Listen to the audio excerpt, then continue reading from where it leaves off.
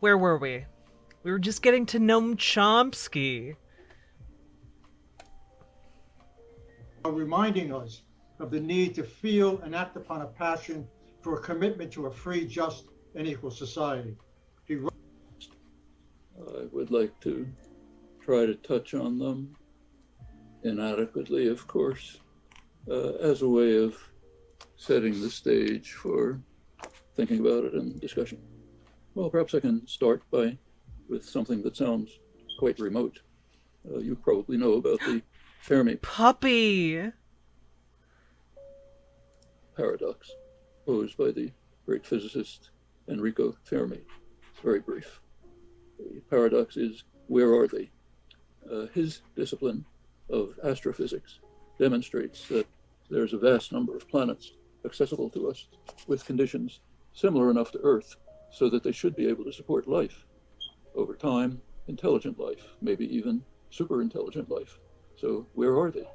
With the most diligent search, we cannot find the slightest hint of their existence.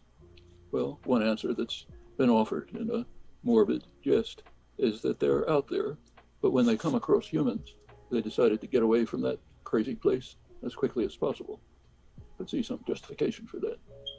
Another answer in the same vein, but more serious, is that intelligent life in fact developed, but proved to be a lethal mutation and quickly destroyed itself. Actually, we know of only one case, humans on Earth. We are a new species, only a few 100,000 years old. That's a blink of an eye in evolutionary time, and we seem to be intent on establishing the thesis.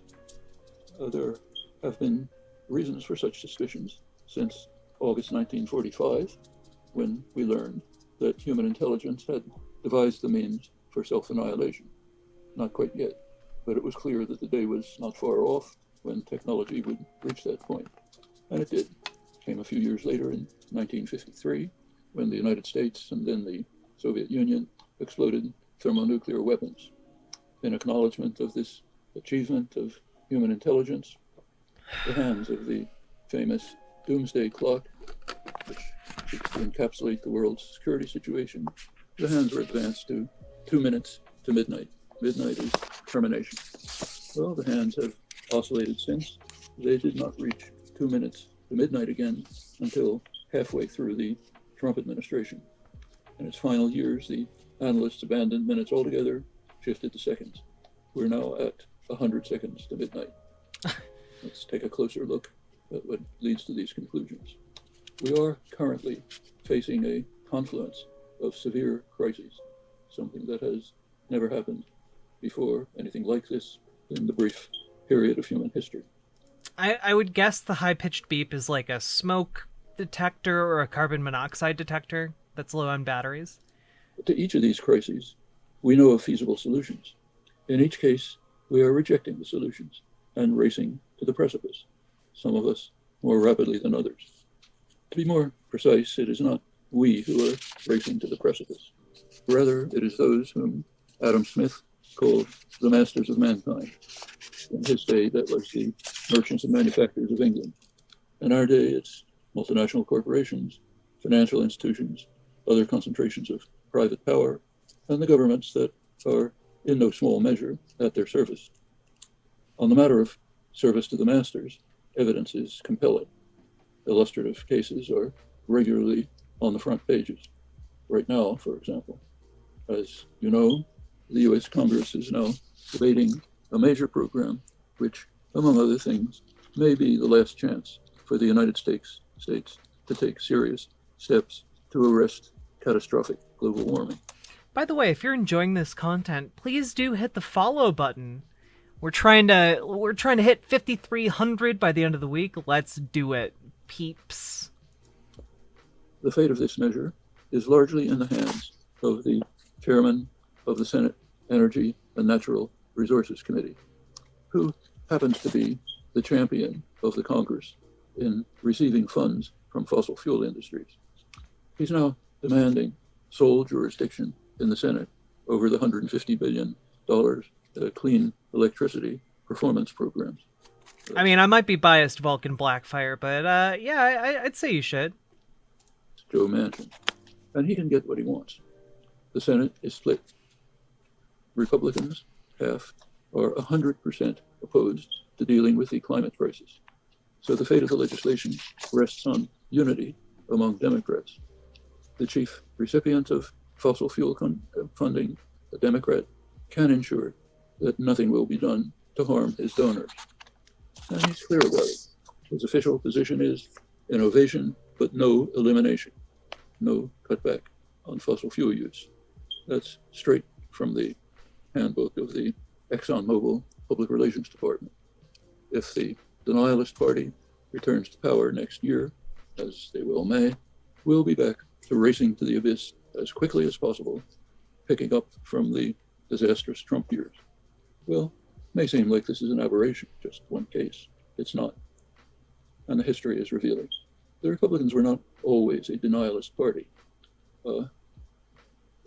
In 2008, when John McCain was running, they were moving towards mild, insufficient, but mild global warming legislation.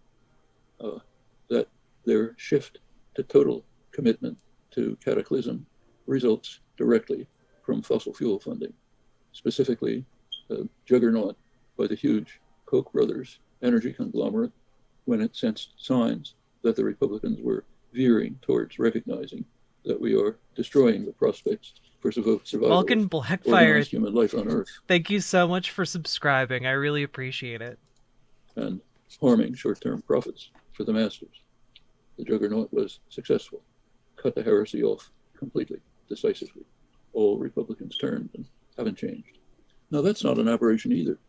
It's a good deal of research in. Now, I know I had to, like, speed this up a little bit, but, like, considering the fact that this guy is, like, 97, I want to say, like, how old is Noam Chomsky? He's 92. Okay, he's 92 years old.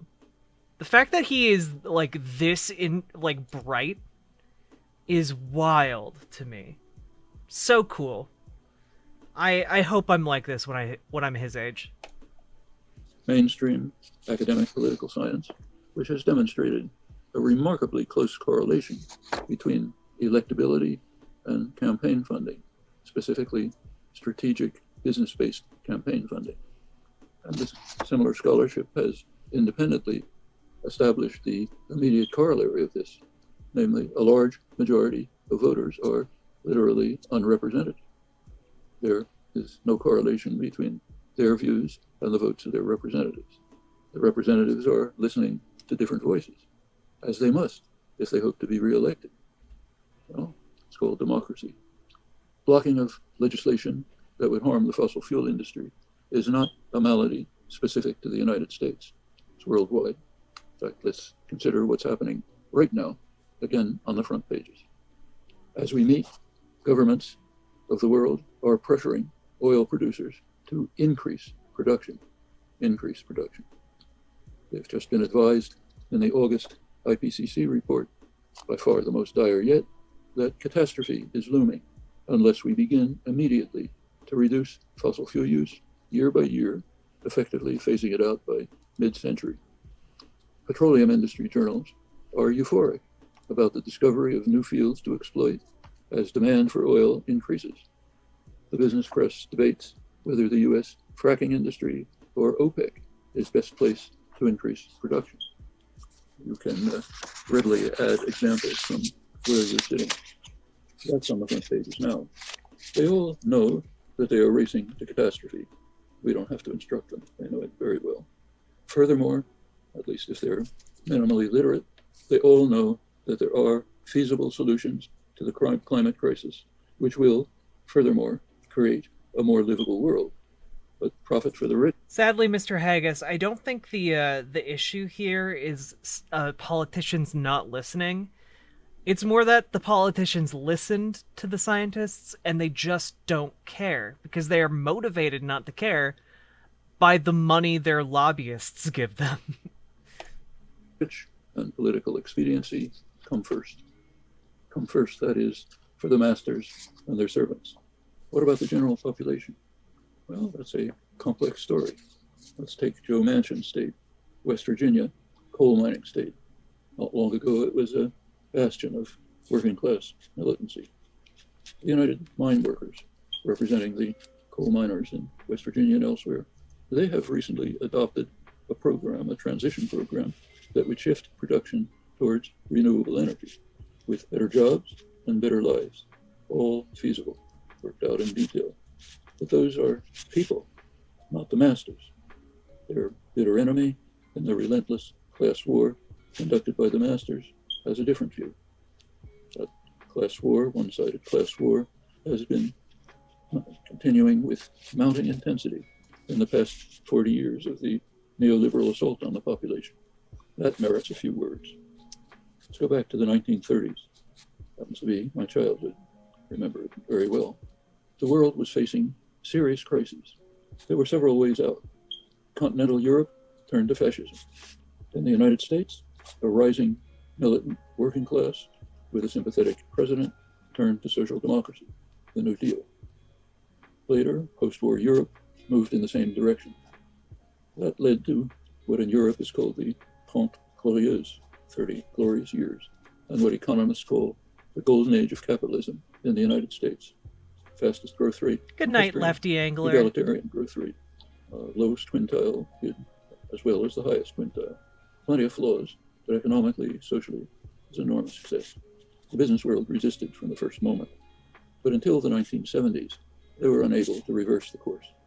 By the late 1970s, under Carter in the United States, the business offensive was making progress. In 1978, the president of the United Auto Workers, Doug Fraser, withdrew from a Carter-initiated management labor board. He withdrew and condemned the business leaders, I'm quoting him, for having chosen to wage a one-sided class war in this country, a war against working people, the unemployed, the poor, the minorities, the very young and the very old, and even many in the middle class of our society, and having broken and discarded the fragile, unwritten compact previously existing during a period of growth and progress, the New Deal years, the Golden Age. Under Reagan and Thatcher, early 80s, the one-sided class war took off full steam. The first acts were to smash unions using illegal methods like strike records, opening the door to the corporate sector, inviting them to follow suit. Very effective over the years, severely weakened the unions. They understood, or at least their planners understood, that it was imperative to deprive working people of the main means of defense against what was to come. And for those with eyes open, what was to come was never in doubt. And go back to Reagan's inaugural address. His main principle, which he stated, is the government is the problem, not the solution. Meaning decisions have to be taken out of the hands of government. They don't disappear. They go somewhere else. They go to concentrations of private power. That's a great advantage. Puppy. The government has a flaw. It's partially responsive to the general population. Concentrated private power is totally unaccountable. So it's a much better basis for decision making. This was amplified by the economic guru of the Neoliberal Assault, Milton Friedman. He came out with his principle, his article giving his credo. Corporations have no responsibility to the public, only to maximizing profit and, of course, salaries for management. But the right to incorporate is a gift granted by the public with lots of benefits. If you don't want the gift, you can keep it a partnership. But having accepted the gift, corporations have no responsibility. So put that together, decisions are shifted from the government, partially responsive to the population, to unaccountable private tyrannies, which have no accountability. And, you know, like, this, by the way, is one of the things that people like Ben Shapiro like to ignore, right? Where does the power go if you take it out of the hands of the government?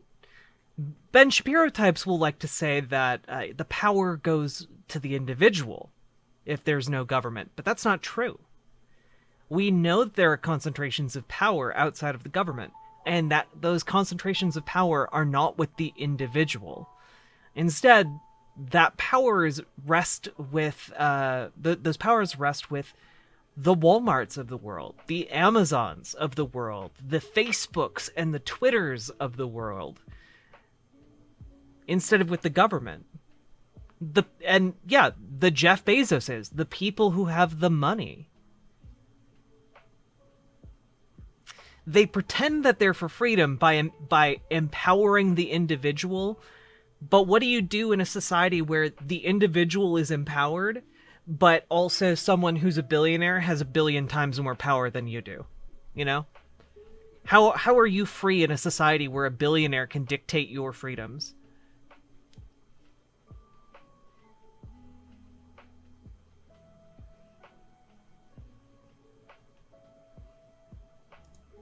Yeah, exactly. It's just feudalism with extra steps.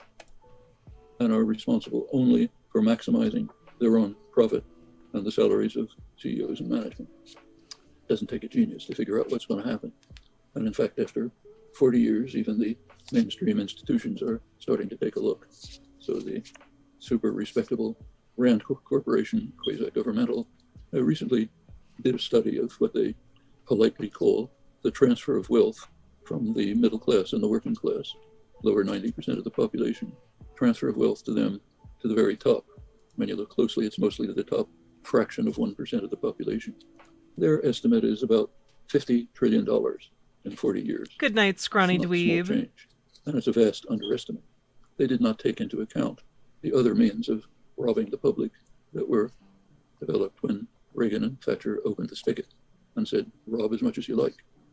So looking at the newspapers today, you can read about the Pandora papers, huge trove of papers showing how the ultra-rich use various gimmicks that were illegal prior to Reagan to stash away huge amounts of money in places where they don't have to pay taxes.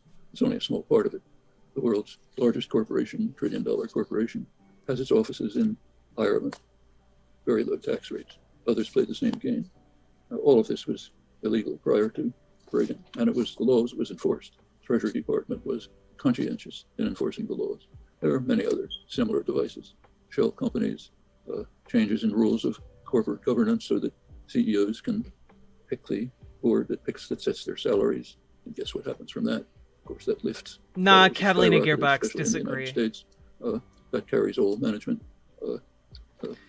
salaries up with it. Wouldn't it be closer to an oligarchy? No, because an oligarchy is a government controlled by the oligarchs, whereas conservatives want to pull power out of government and give it directly to plutocrats, or the ultra wealthy and the businesses. You know, that's not an oligarchy, because the power explicitly doesn't rest with the government, with the oligarchs controlling government. It is instead just directly in the hands of people who are wealthy. So you get, if you add it up, probably $80 trillion of robbery of the public, putting most of it in the hands of the top fraction of 1%. In fact, the top 0.1% of the US population has increased their wealth from 10% to 20% of the total. Not quite at that extreme elsewhere, but something like it. Perfectly obvious consequence of the policies that were announced in 1980. Meanwhile, for the general population, stagnation or decline. Up until the late 70s, the minimum wage and the real wage tracked productivity. That ended. No, Catalina Gearbox. With the Neoliberal Assault, productivity and growth increase, the wages stagnate. Real male wages in the United States, non-supervisory workers, are actually less than they were in 1979. Meanwhile, services have been cut back under the principle that government is the problem. A majority of the population pretty much lives from paycheck to paycheck. Can't pay for COVID vaccinations, too much of a copay, cutback of other services, precarious existence. Maybe you'll be called to work next week, maybe not. Maybe you'll be called for double time. Okay, that's the result of 40 years of sheer highway robbery. Now, the claim is this has to do with markets. Not quite. What has been created is what economists call a bailout economy. One of the things that was done under Reagan was to deregulate, including deregulation of the greatly expanding financial institutions. That immediately leads to crashes. What happens after a crash? The public politely comes and bails you out. And that's a fraction of it.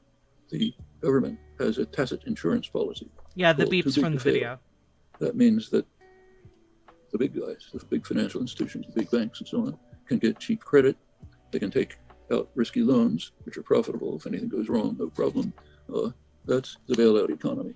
So it's markets for the poor and the working class and the middle class, but it's powerful government intervening constantly for the rich. And that's a one-sided class war. Socialism for the rich, private markets for the poor. Working people and the poor are to suffer the ravages of the market. The masters have to be protected by a powerful state. Many other ways. Clinton joined in one way with what are ludicrously called free trade agreements, which are radically protectionist in a manner that has absolutely no precedent. That's why the prices of drugs go sky high. Muster world can't get vaccines, protected by the rich countries, mainly Europe in this case, but have to preserve the profits of the masters with a highly interventionist, radically protectionist global and local system, except for the poor, the working class, and the middle class. They're thrown on the market. Go across the channel, the Atlantic to Thatcher was the same. Her mantra, as you remember, was, there is no society. You survive somehow on your own, unless, of course, you're among the masters. Then there's a very rich society. Chamber of Commerce, Business Roundtable, American Legislative Exchange Council, corporate funded, which imposes business-friendly programs in state legislatures, which are easy. By the way, he didn't say the acronym out loud, but he just mentioned ALEC. We've talked a lot about ALEC on stream before. ALEC is behind a lot of the mainstream Republican proposals, things like voter ID. Yeah, the American Legislative Executive Council.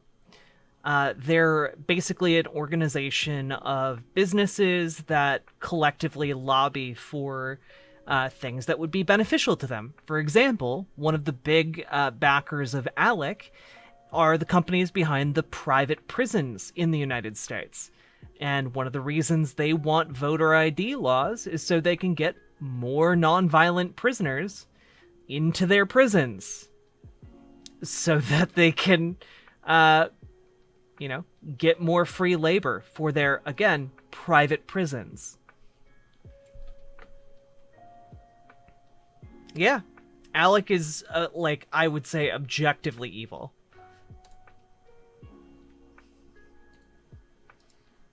Be manipulated and bought off, trade associations and more. So rich society for the masters, nothing for the rest. One-sided class war. Well, the consequences have been profound. That's quite apart from the vast highway robbery of the public. The assault has engendered anger, resentment, conspiracy theories about hidden powers that are causing your malaise, anti-vax movements. The United States literally killing hundreds of thousands of people and a lot more. It's also created fertile terrain for demagogues of the Trump variety who are capable of holding up a banner with one hand saying, "I'm your protector, I love you," while the other hand stabs you in the back. There's been one legislative achievement of the Trump administration, the tax scam of 2017, sheer robbery, sharp cutback of taxes for the rich corporations, imposing, of course, a higher tax burden on everyone else. But that's kind of quiet. You don't talk about that in public. There have also been a sharp attack on democracy. It's an obvious consequence of policies I described. Steps towards a kind of proto-fascism, or all the way, some analysts argue. Well, there are very sober and respected voices sounding the alarm. Exactly, about Vulcan the Blackfire. Possible collapse of American democracy with dire consequences for the world.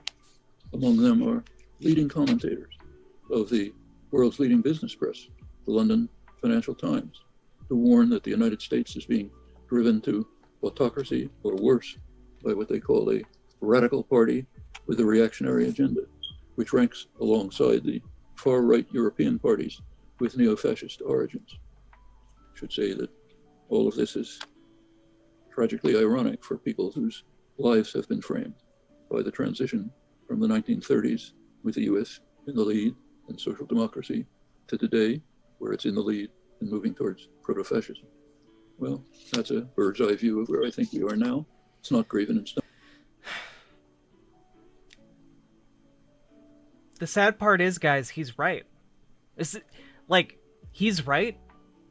And explicitly the reason I made this channel was to try and do anything and everything I can do as a lone person to try and make sure that we don't become that proto-fascist American empire. That'd be terrifying. No one wants a fascist America. That would be devastating for the entire world. Stone, plenty of counterforces. On climate, most crucial issue, it's mainly the young. It's a terrible indictment of my generation when Greta Thunberg stands up at an assembly of the masters at Davos and says, "You betrayed us." She was right. The word. I think arguing that America has been fascist in the past, I think you could argue that there are aspects of America that have certainly been fascist in the past, but a lot of countries also meet a lot of the different criteria for fascism as well. What we're hurtling towards, Tathar Nuar, is explicitly fascist, an explicitly fascist state. That would not be good. Like, I genuinely do not think that America going more fascist is going to help anybody, even within America or in any other part of the globe. You know, like, do you want Nazis with nukes? Because if America goes full fascist, that's what you got. You got the largest military on Earth at the disposal of a fascist empire. Yeah, no, we don't want this. And to equate like what America has been in the past, which objectively has been awful, to what we're trying to avoid in the future, I think belittles the actual threat. Which says a lot, especially if you know about American history, you know?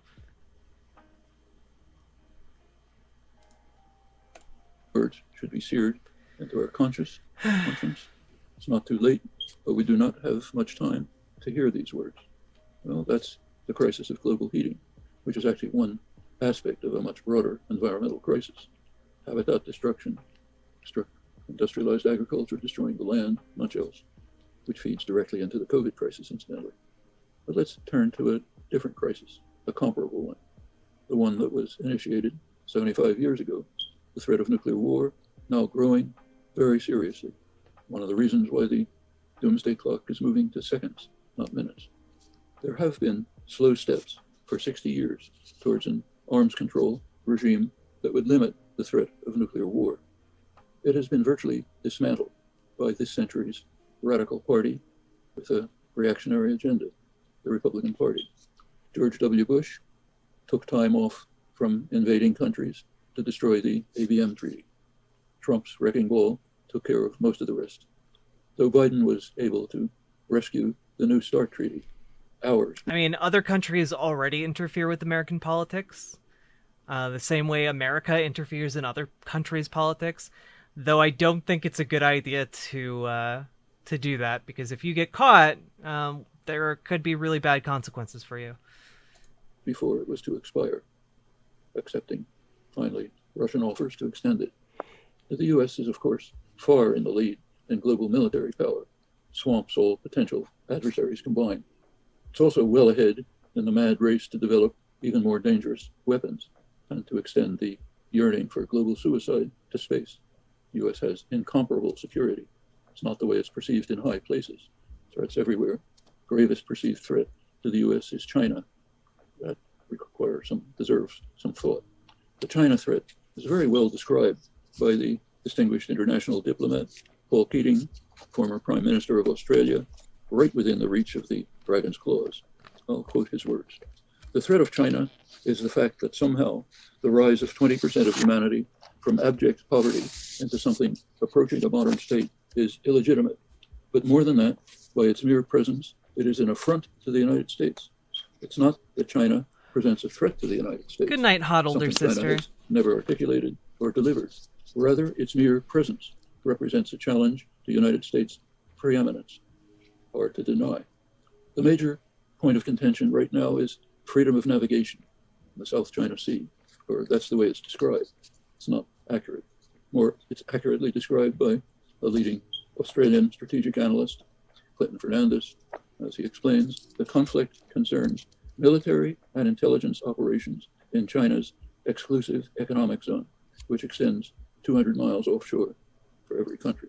The United States holds that military intelligence operations are permissible in these exclusive zones. China holds they're not permissible. India agrees with China's interpretation.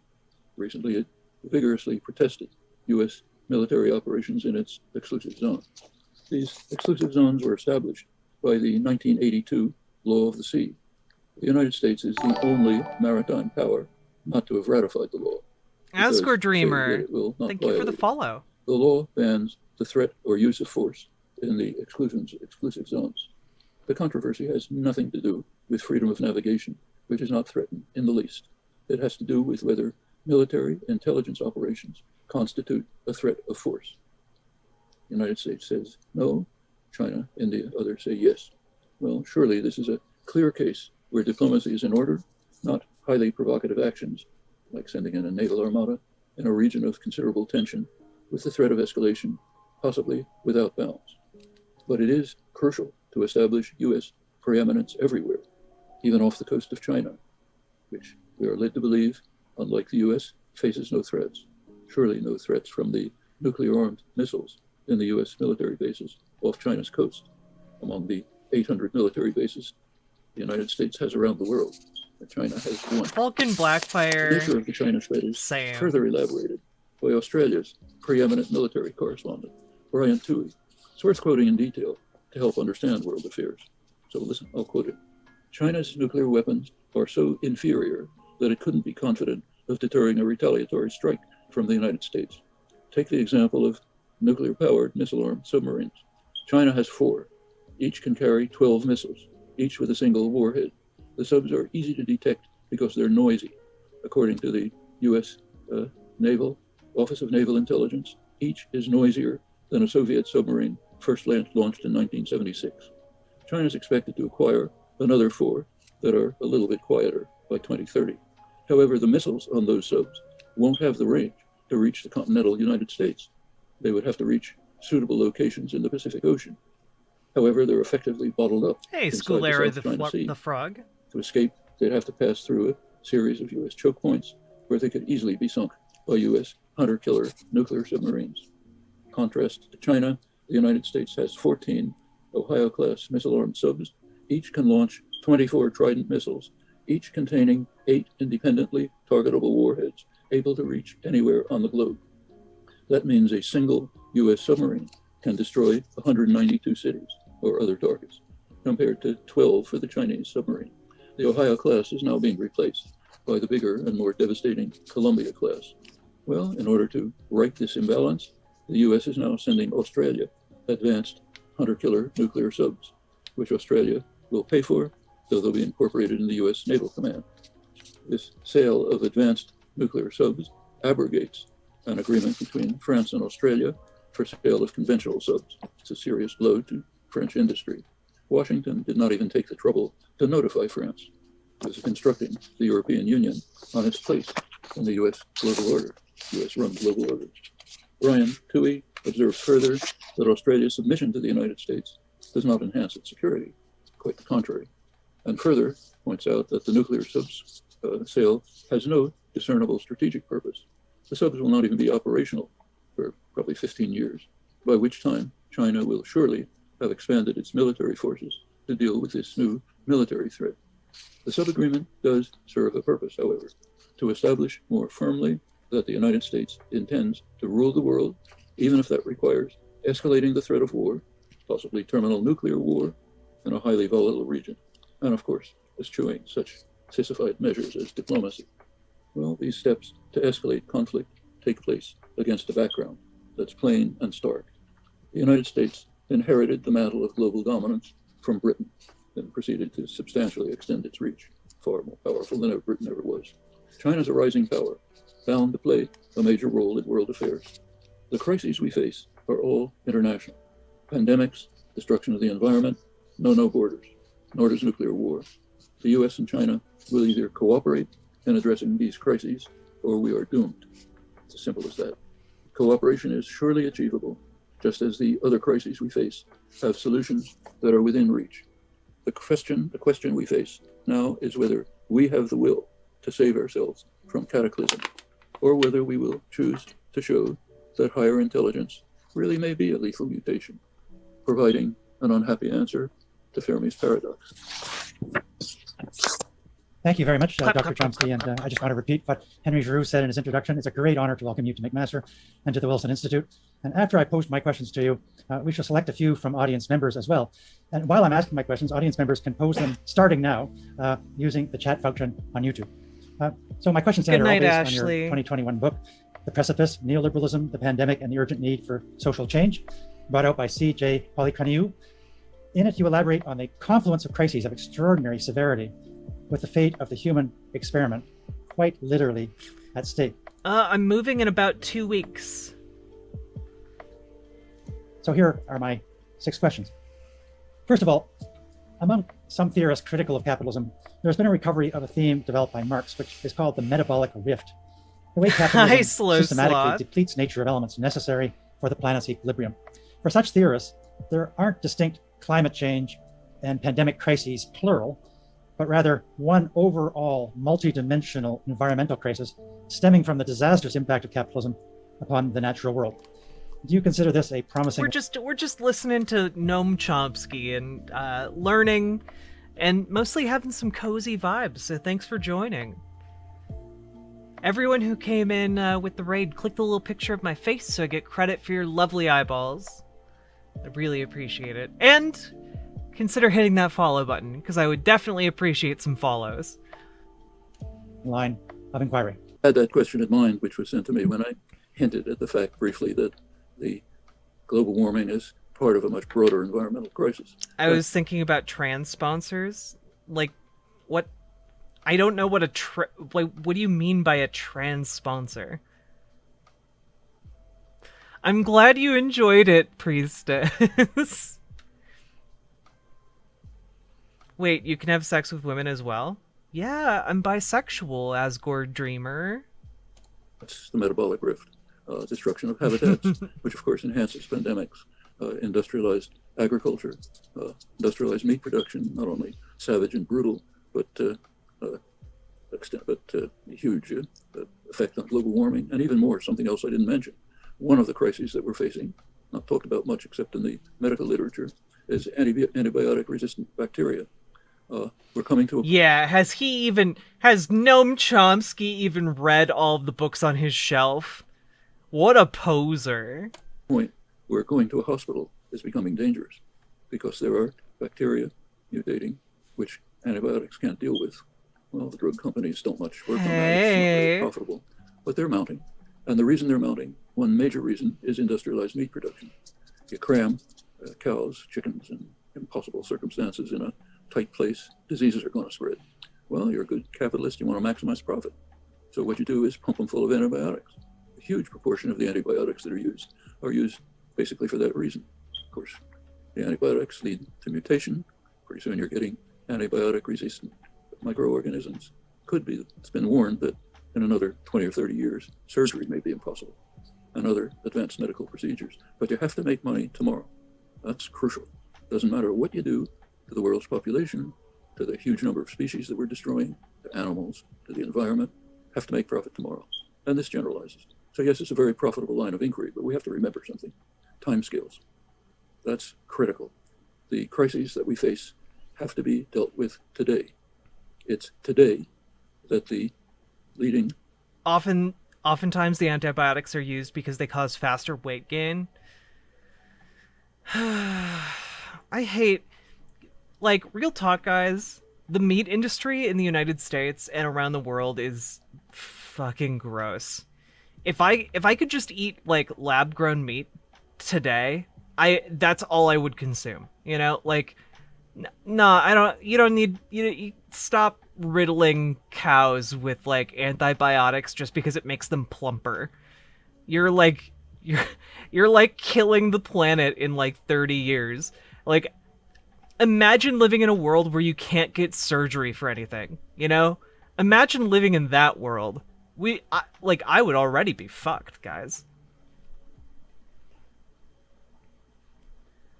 Let's have like vat grown meat, and then we don't have to die of like gangrene. Wouldn't that be great? The only thing worse than meat production is dairy. Irked, you know what? I fell down an interesting rabbit hole the other day. Good night, priestess. Thank you for stopping by. I found out that there's also like lab grown milk production, and I thought that was fascinating. Lab grown milk.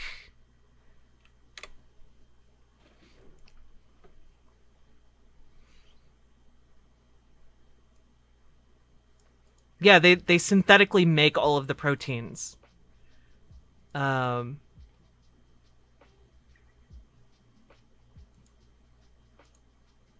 It's super cool.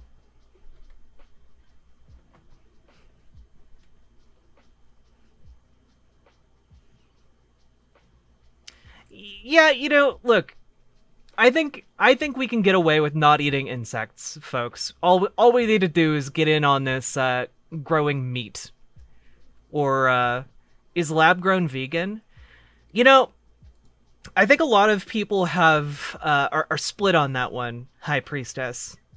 I think there are some people who eat vegan specifically because they don't like the animal products, but I don't see how, like, if your main reason for being vegan is like your objection to like the meat or milk industries or cheese industries, I feel like if the problem you have is with the industry itself, then like lab grown is way better.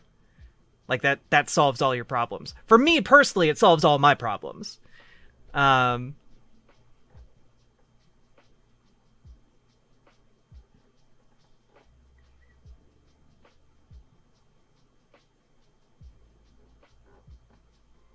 Yeah, if you're doing it because like you can't eat meat or whatever, then it probably not.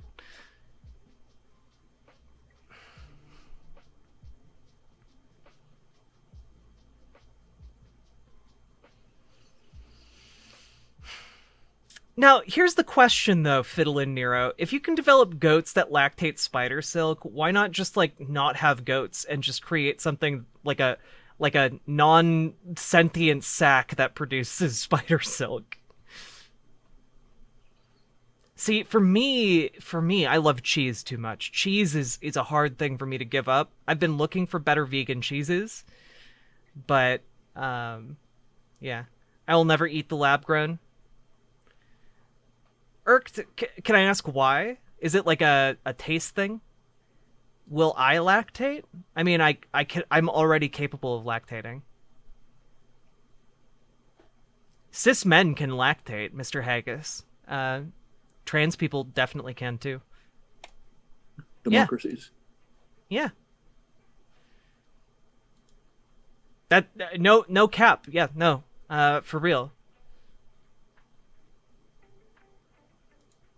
Are urging the fossil fuel companies to increase production when the leaders all know certainly that we have to start decreasing production if we hope to survive, but not if you want to improve your electoral prospects or make more profit for the drug companies. That has to be done now. We can't wait for the capitalist system to be replaced by something more humane, just concerned with people's needs instead of profit. Can't wait for that. And that's true of the other crises too. All of them have to be dealt with quickly. We're on the verge. Don't have to go through the details. It's pretty obvious. But they have to be dealt with now. That means working to modify the more destructive aspects of the savage capitalism of the past 40 years. It's not utopian to say that we could go back to the kind of capitalism that Dwight Eisenhower advocated. It's not super utopian. In the United States, it's not utopian to say that we could rise to the level of the Conservative Party in Germany. That's not a joke. Take a look at Bernie Sanders' programs. One of the editors of the Financial Times quipped that in Germany he could be running on the Christian Democrat program. It's literally true. Universal health care, free higher education, all over the place. Mexico, Germany, Finland, everywhere you look. But from the United States, that's considered radical.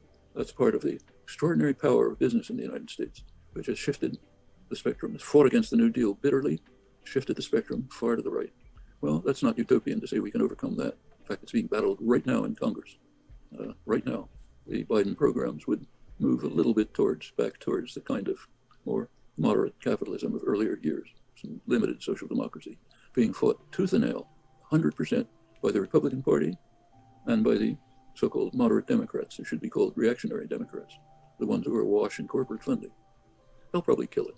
That's maybe the last chance to do that. So we have to solve the problem Smite in the existing Night. system. Meanwhile, we can be working hard. No. You have a stream, baby. You've been subscribed for 9 months. You're on an 8-month streak. You got a stream, baby, Smite Night. Take care of it, nurture it, love it.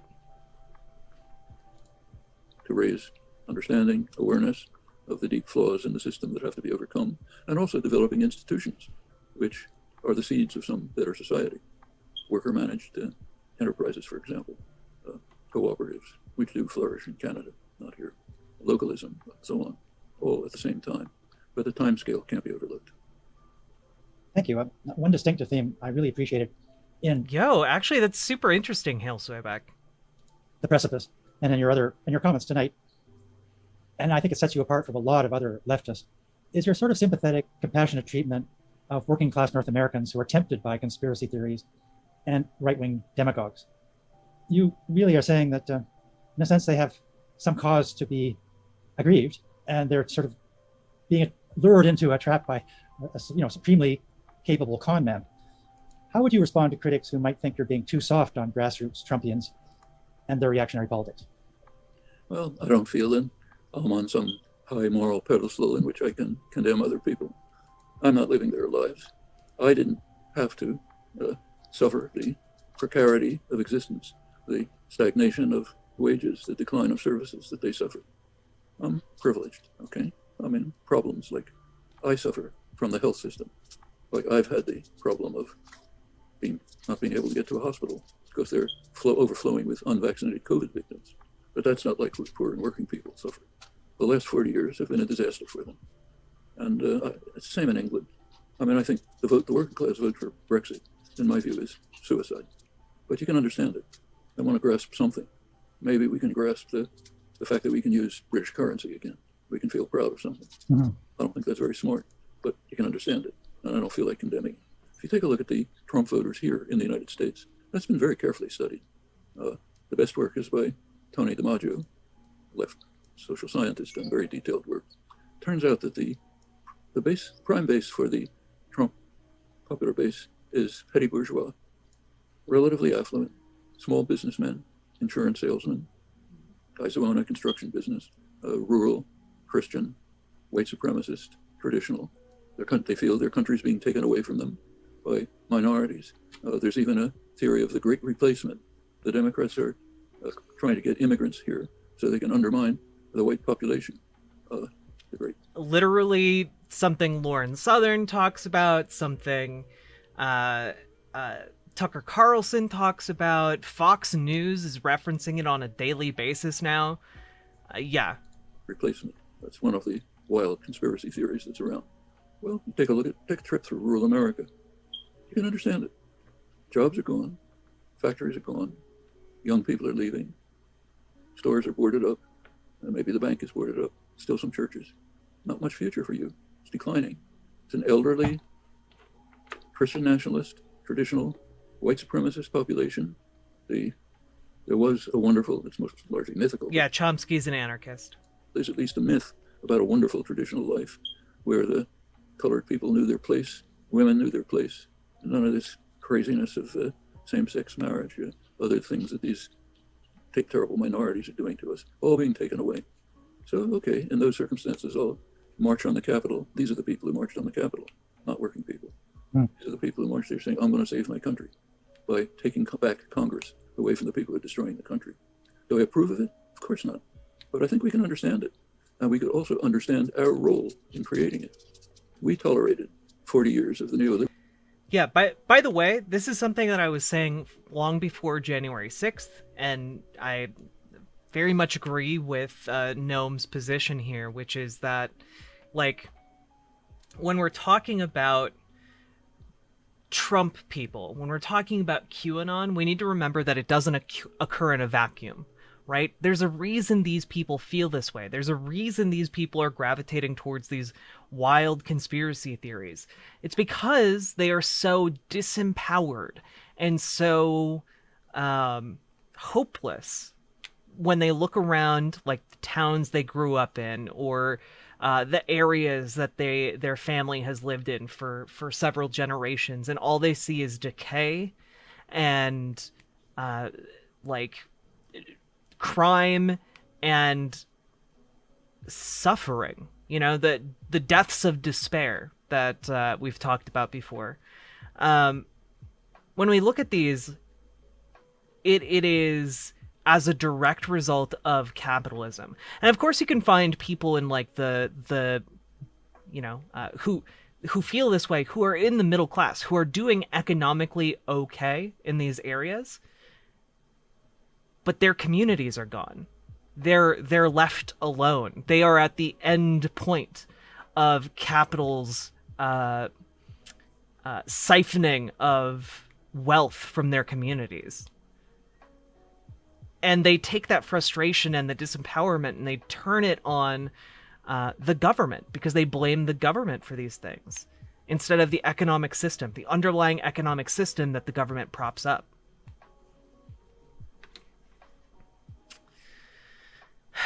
Good night, Vulcan Blackfire. Get good sleep, okay? Also, Punky Gal. Oh, mommy.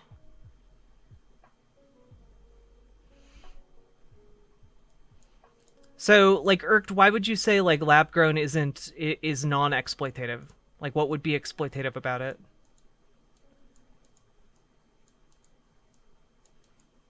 Okay.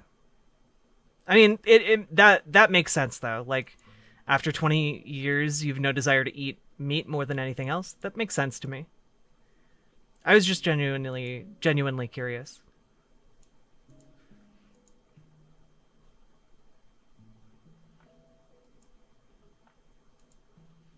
Liberal assault, okay, has a devastating effect on the victims.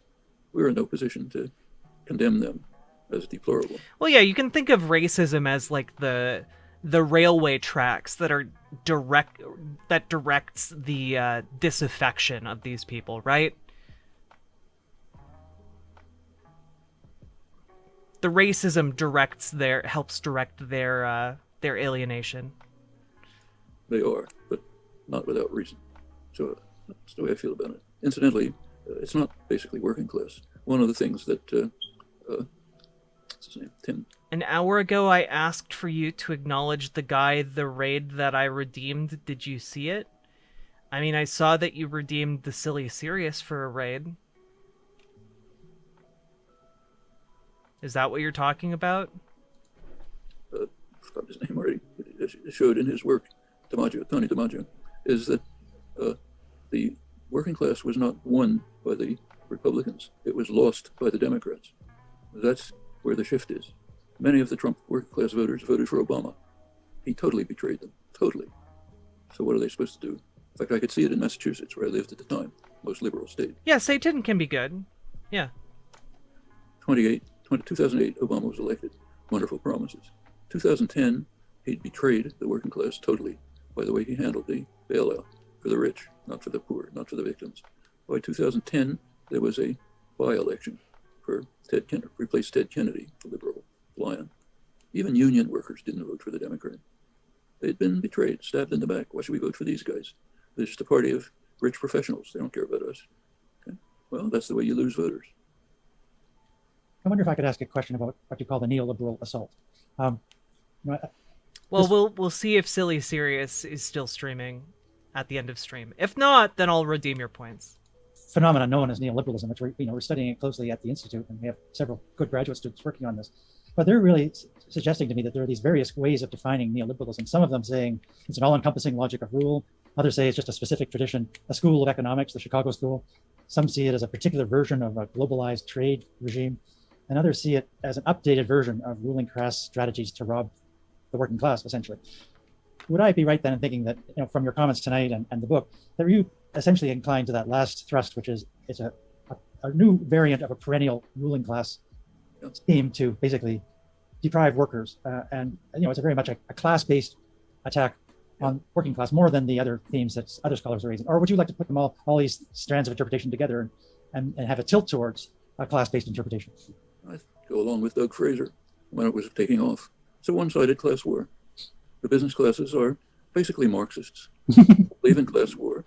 The vulgar Marxists, they don't bring the sophistication to it, but they're fighting a bitter one-sided class war using many techniques. And none of this has to do with the Chicago School. That's cover. The Chicago School doesn't say you should have highly protectionist trade agreements, which you call free trade agreements. Chicago School doesn't say you should bail out the big institutions and give them a government insurance policy so they can be predatory. That's not Chicago School. And Milton Friedman, I'm sure, knows it. This is when Milton Friedman, actually, you should notice that the Chicago School had a chance. They had a chance under perfect experimental conditions. And the first 9/11, we don't call it 9/11, 9/11, 1973, much worse than 9/11, 2001. But since we were the perpetrators, it's not in history. Well, imposed a vicious, brutal dictatorship, opened the door, huge amount of funds flowing in, investors loved it, working class was crushed, popular dissent was crushed.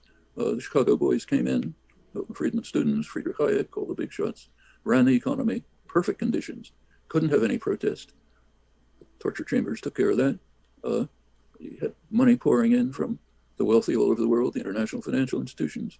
They were smart enough to depart from doctrine by keeping intact the nationalized copper company, Codelco, highly efficient nationalized copper company, which was in fact the base of the economy. So they put away the textbook and left that in place.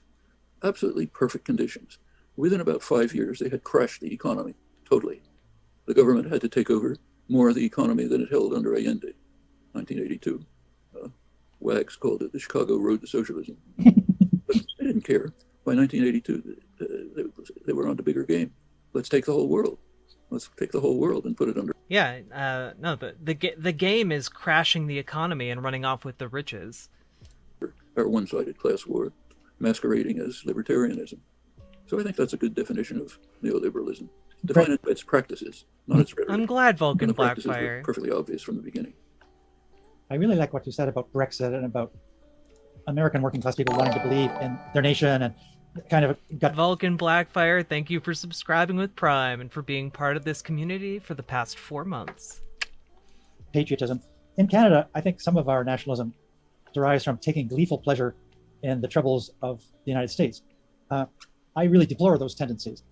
And so I really appreciated your pokes at Canada, and you take a few pokes at Canada in the precipice, describing our so-so Medicare system, which is not really a world beater in terms of its comprehensiveness or its sophistication, and also the Alberta tar sands and other mega projects. So granted that your book is not about Canada, I was wondering, do you think there is a place for progressive nationalism in a future global left, and how do we rid it of this kind of need to other nations and to basically dwell upon the schadenfreude, the joys of schadenfreude and watching other nations go through difficult times? To me, it's a very ethically problematic politics, and yet it's everywhere in Canada. Do you want to comment on that? It's exploitative on a species level? That's an interesting idea. Not one I'd reject outright, but one I would definitely need to hear a fuller argument for. But that is interesting. I definitely think, though, that, lab-grown alternatives would be, far, far less exploitative than what we have now. Which, I guess, would be a step in the right direction. Well, sorry, I don't remember the exact words, but there was a well-known Canadian diplomat. I think his name might have been John Holmes or something like that. And he once described the Canadian way. The Canadian way is to stand up for your principles and make sure you violate them. That's wording like that. He put it more eloquently. I've seen the effects of Canadian foreign policy, even in my own experience. I've spent time in southern Colombia, one of the most brutal, vicious parts of the world, horrible atrocities, visiting poor villages where they're desperately trying to preserve their water supplies under the attack of Canadian mining corporations who want to destroy the virgin forest, the hills, make profit by killing poor people in Colombia. That's all over the world. They're the scourge of the earth, Canadian mining companies. As far as Canadian foreign policy is concerned, tracks the United States. Remember, you may recall Lester Pearson, the Nobel Prize winner. He was one of the revelations in the Pentagon Papers was that in the negotiations volume, which Dan Ellsberg didn't release at first, when Johnson was planning to bomb North Vietnam in 1964, he consulted with the Allies. So he consulted with Canada, with Lester Pearson.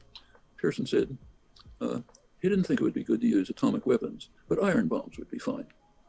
That's the Canadian way. Stand up for your principles. No atomic weapon, okay, but bomb the shit out of them. You know? And in fact, Canada was serving the United States as basically a U.S. spy on the International Commission there. So there's plenty to say about Canada. By U.S. standards, it's civilized. It's not very high bar. I really noticed throughout the precipice how many times you make implicit but also explicit references to Antonio Gramsci. And as a fledgling Gramscian, I really appreciated that. But I was wondering if you could comment on a theme that Gramsci develops as the modern prince, which he wants basically a cohesive party aiming to build an effective and inclusive state. Libertarian leftists have historically been skeptical of any such state socialist project. Yet the pandemic, to my eye, seemingly shows the need for states with the capacity to plan the economy, institute comprehensive social security, and prevent future pandemics. So is it time to set aside this libertarian skepticism of the state? Well, I don't know exactly what the libertarian skepticism is. Does it say that if you don't feel like stopping at a red light, you should drive through it?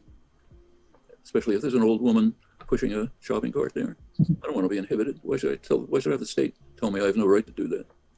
No, it's okay, Lady Raincloud. Dude's old AF, all right? His and his charisma at best is like super, super dry sarcasm. You know, like I get why he's not everybody's speed. I haven't heard that from libertarians. If you want to send there happen to be vaccine mandates, which have been in place for a long time in schools. Can't send your kid to a school unless he gets a polio vaccine, measles vaccine. So is a libertarian supposed to say, I want to send my kid to school and kill those other kids because I want to be free of state control? Haven't heard that recently.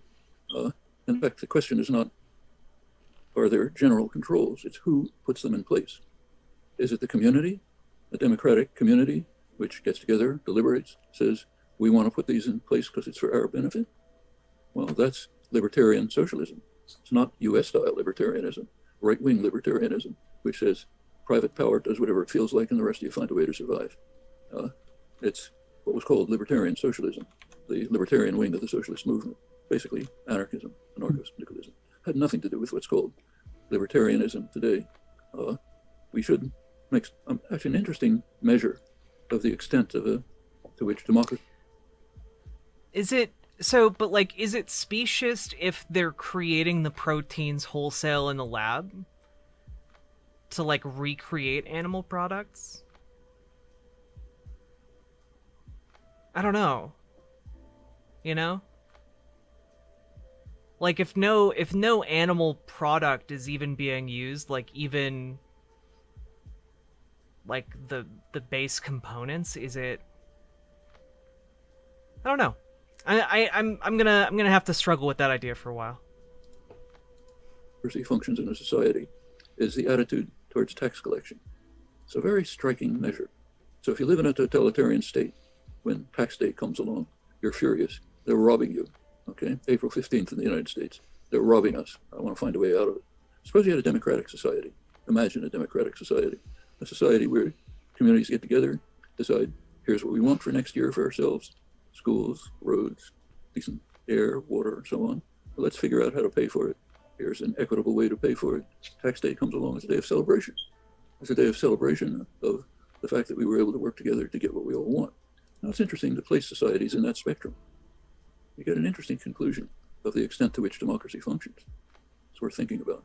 So I don't think the issue is the horrible state is imposing mandates. It's we get together, decide we want to protect each other. So we decide we want to protect workers in restaurants. I think they deserve to be protected. So therefore, we decide that the restaurant should be able to have a vaccine mandate. I want to protect them.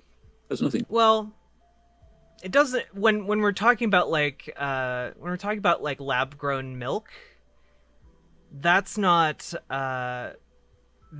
extracted from animals. They're synthesizing the proteins in the lab. I mean, the base genetic protein blueprints might be like used as like a template, but they wouldn't be like used in the actual milk. To do with a powerful state imposing anything else, if it's a democratic society, of course. No, my last question is, it's kind of a general question.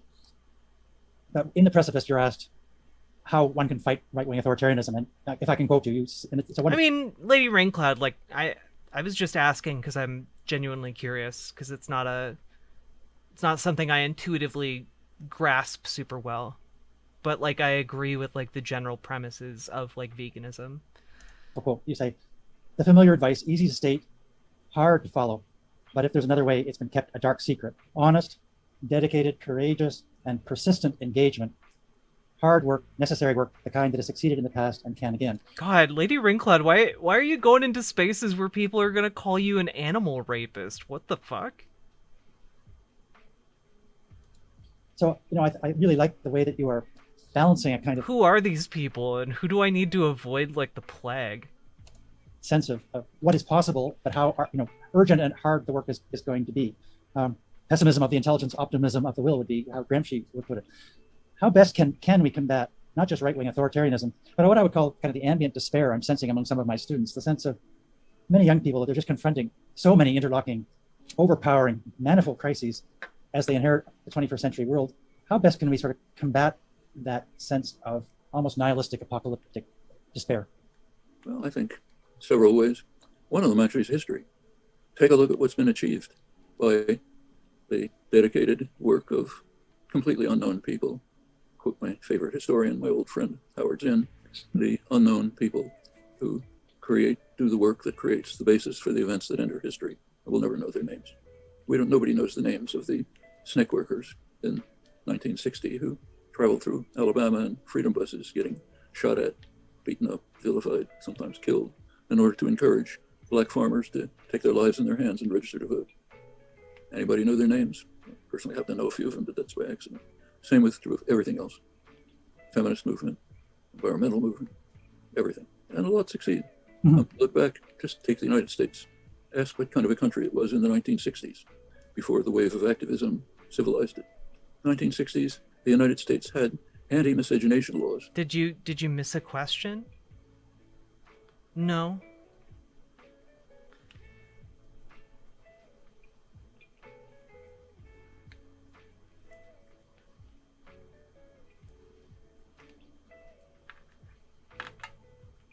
No, I also take it easy. Take it easy on Irked. I look. I didn't mean to start a vegan discussion in chat. I was interested because I learned that lab-grown milk is a thing, and I wanted to know their thoughts on it. So extreme that the Nazis refused to accept them. It had federally legislated segregated housing. There was, under the New Deal, federal support for public housing, but under the impact of Southern Democrats, had to be racist. You wouldn't be able to get anything through unless it was Hey, segregated. Miss Nixa. That had a major effect. In the 1950s, in the growth period, an African-American man could maybe get a decent job in an auto plant, make a little money, maybe buy a small house. Property is wealth in the United States. Couldn't buy a small house. Government said, no, sorry, they're segregated. It's not for you, not Levittown. You don't go there. There were anti-sodomy laws, of course. Women had, by Levittown law, is horrendous. women were property, literally. U.S. still had the laws that were taken over by the founders, British common law, under which women were property, owned by the father, handed over to the husband.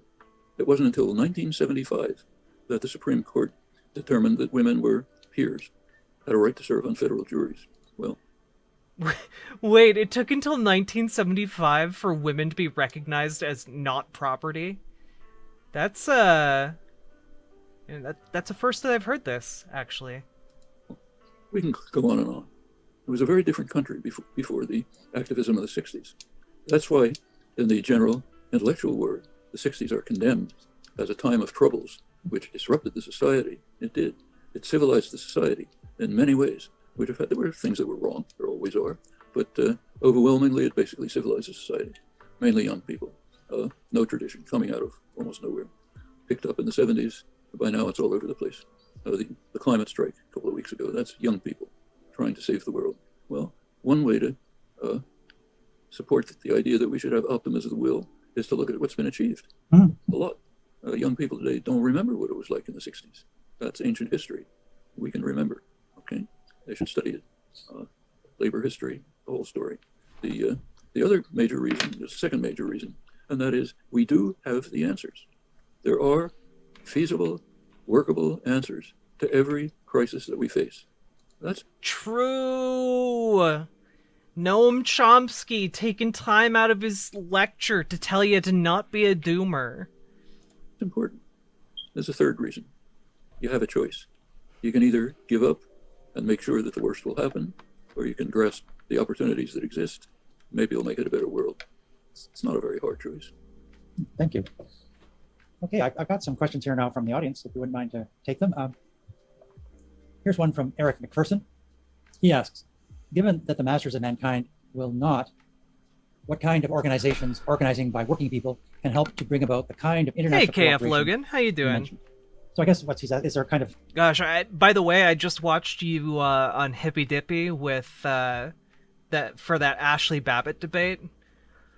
Holy fuck. I don't know how you kept your cool through that. grassroots democratic globalization that can be contrasted to those that are pursued by the masters of mankind? Well, if you take a look at history of countries like ours, it's overwhelmingly the case that an active militant labor movement was in the forefront of driving progress. That's why Canada has a national health system.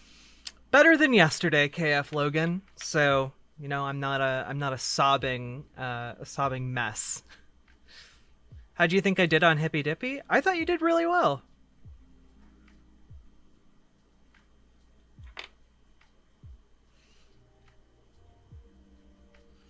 You did well in the face of a lot of dumb fucks. For example, and the U.S. doesn't. The labor unions acted differently on the two sides of the border. The New Deal measures, which brought a measure of social democracy to the United States, were later imitated in Europe to an extent. Labor was in the forefront all the way. In England, post-war world, was the labor movement. Reagan and Thatcher knew exactly what they were doing when they initiated an attack. No other way to fight a one-sided class war. But then there's the opposite side of that coin. Rebuild the movement. Can be done. The United States happens to have a very violent labor history. Oh yeah, that guy was wild. To a remarkable extent. There was a vibrant, lively labor movement in the late 19th, early 20th century. It was crushed by force. Primarily the liberals, incidentally. Woodrow Wilson's Red Scare smashed it. 1920s, almost gone. The 1930s rose from the ashes, started having CIO organizing this much. Real talk though, KF Logan, like the guy I was mauling over the most was that anarcho-capitalist, the unironic ANCAP. Fuck. I can remember, it's my family, in fact. CIO organizing, sit-down strikes, put the fear of God into the managing classes, sympathetic administration, got some progress. That can happen again. And furthermore, we should remember, it's kind of ancient history, that the labor unions are mostly called internationals. That can be revived. To some extent it is.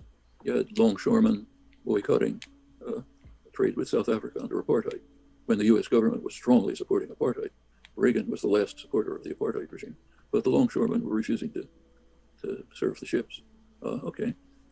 Internationalism for the labor movement is needed for survival. The neoliberal globalization programs are designed specifically to set poor working people in competition with one another. So you get a race to the bottom. That's Clinton's programs of NAFTA. Fiddlin' Nero, that's the labor movement can fight. That's a weird situation that you're in. I'm sorry to hear that. Fight against that. The remnants of the labor movement tried to in 1990s. They weren't strong enough to combat it. But you could have the kind of programs that the labor movement put forth. High growth, high wage programs for all participants in all countries, labor rights and so on. That would be an alternative to the low growth, low wage policies of neoliberal globalization. Could be done. There were efforts. They weren't strong enough to carry it through. So let's help them become strong enough to carry it through. Okay, we can do the same everywhere else. There are labor problems in the universities, plenty of them. Service workers, exploited adjuncts, graduate students, lots of things that can be done everywhere we are. Everywhere we are, we can organize, work together, build parts of a cooperative society that's where the common good overrules personal gain. No Ayn Rand. Henry Giroux asks, in an age in which education far exceeds schooling, how can we talk about education as being central to politics? How important is culture as a site of struggle in the 21st century? Well, the right wing certainly understands this. They're fighting culture wars all the time. Take the United States, no better. The radical party, the Republican Party, everywhere it has any role in the federal government or the states, is pressing very hard for a deeply reactionary cultural policy. One of their main targets is what's called critical race theory. None of them have a clue what critical race theory is. If they looked into it, they probably wouldn't even understand it. But it's a slogan that was set up to mean the great replacement. They're trying to destroy the white race. You know, we got to block them from teaching critical race theory. Block them. This just helped me connect things. Honestly, guys, when they're talking about critical race theory, so often now, that's just become shorthand for the 14 words. It's just shorthand for the 14 words, like explicitly. Or at least almost explicitly. Yeah, the 14 words. I think it's, we must secure a future for white children. Something like that. Wait.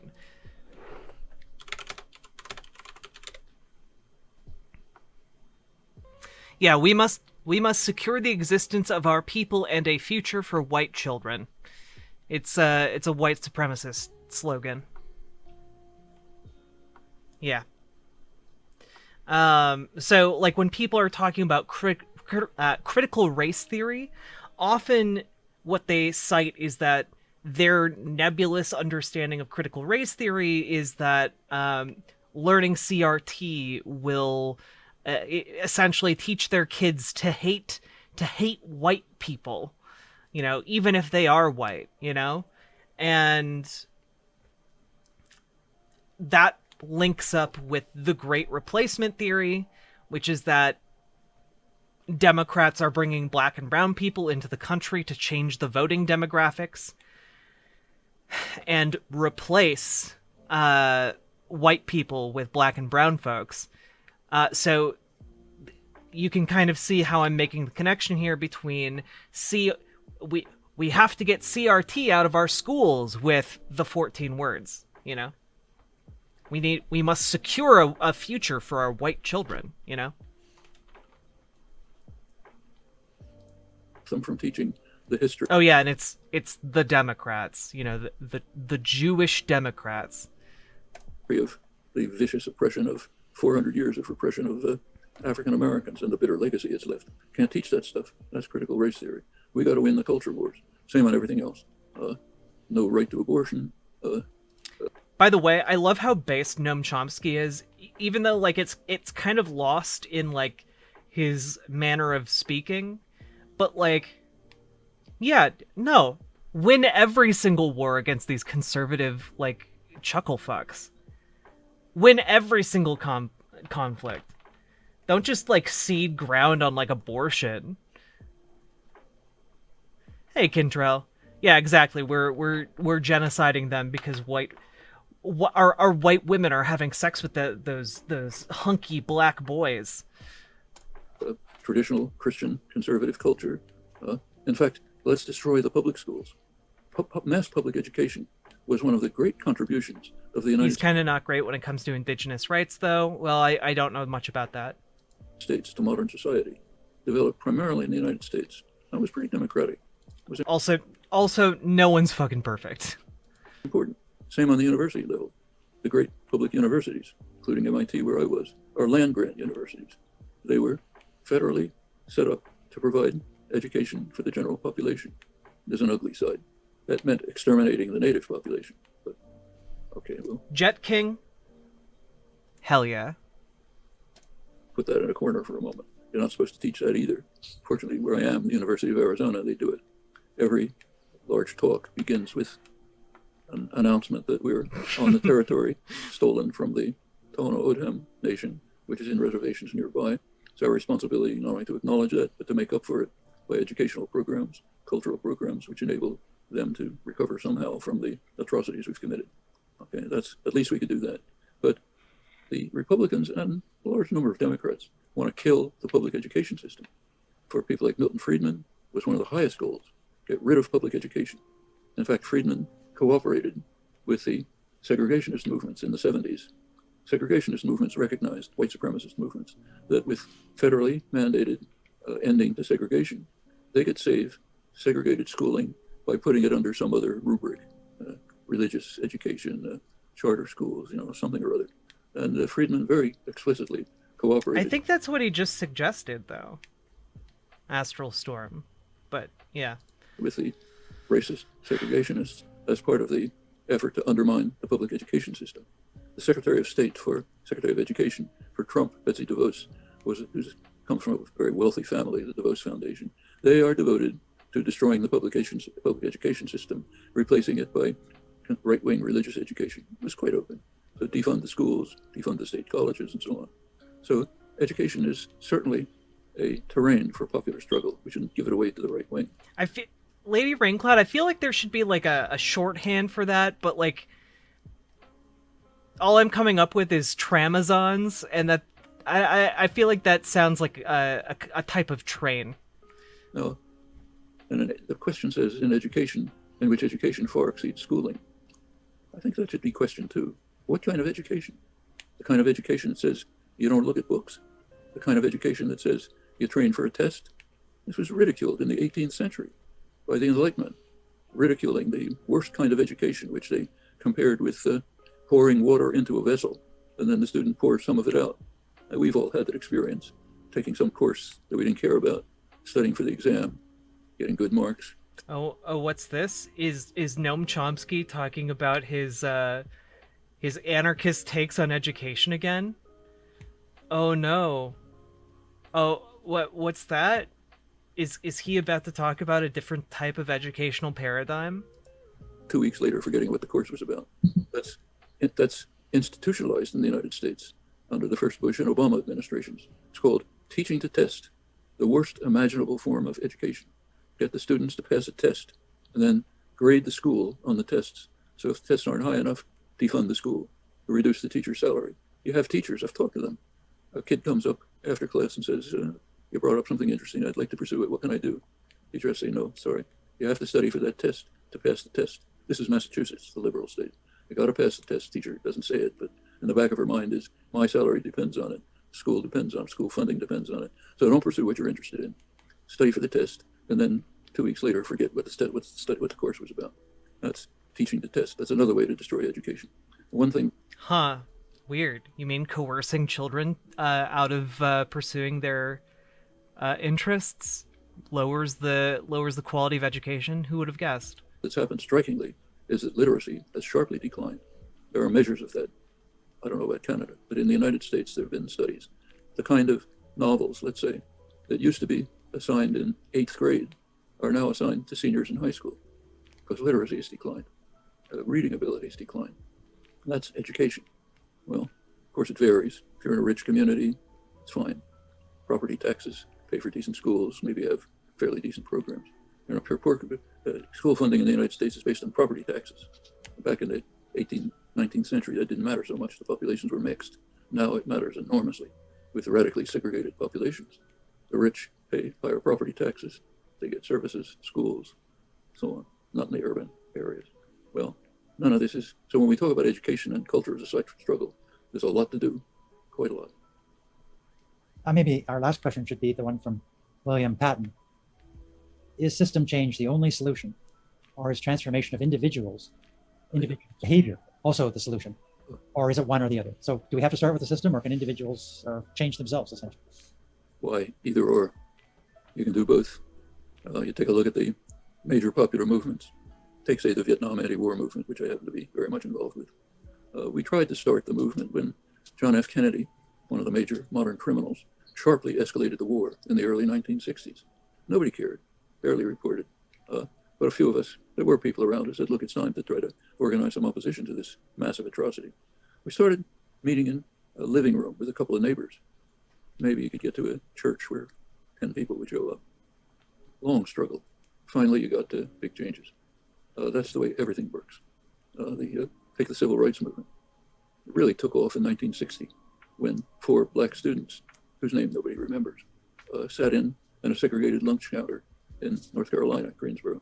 And of course, immediately arrested, thrown in jail. Could have been the end, except the next day, a couple of more black students came, then more. After a while, you had some students coming down from the north. Pretty soon you got SNCC and the Freedom Riders. After a while, you had mass demonstrations. Martin Luther King, you had some institutional changes. Nowhere near enough, but some. And that's the way everything works. If we're going to have worker participation or control over enterprises, first, it's a matter of consciousness raising.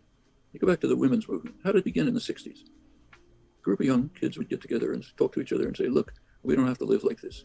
We don't have to be the servants who serve the coffee. We can take part in things.